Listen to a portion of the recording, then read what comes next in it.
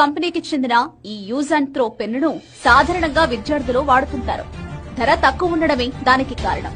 అలాంటి విద్యార్థుల్లో ఒక అభిమాని తాను వాడే సాధారణ పెన్నును పవన్ కు గిఫ్ట్ గా ఇచ్చాడు.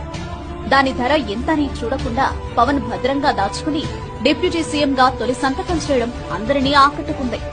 అదొక్కటే కాదు, మరో సందర్భంలో కూడా ఆ పెన్ను విలువను పవన్ చాటి చెప్పారు. ఎమ్మెల్యేగా గెలిచిన తర్వాత అన్న చిరంజీవి ఇంటికి పవన్ వచ్చారు. అప్పుడు చిరంజీవి సతీమణి తన వదిన అయిన Surekha Mont Blanc special edition పెన్నును పవన్ కు బహుమతిగా ఇచ్చారు. ₹1,00,000 పైగానే ఆ పెన్ను ధర ఉంటుంది. ఆ పెన్నును జేబులో పెట్టుకునే సందర్భంలో కూడా పవన్ ఆ ₹10 పెన్నును నిర్లక్ష్యం చేయలేదు. తన వదిన ఇచ్చిన పెన్ను పక్కనే ఆ ₹10 పెన్నుకు స్థానం ఇచ్చారు. పంచాయతీరాజ్ శాఖ మంత్రిగా బాధ్యతలు తీసుకునేటప్పుడు మాత్రం మొదటి ఫైలుపై వదిన ఇచ్చిన పెన్నుతో సంతకం చేశారు. అప్పుడు కూడా ఆ ₹10 పెన్ను వెంటే ఉంది. పెన్ను ధర కన్నా తన అభిమాని చూపించిన ప్రేమ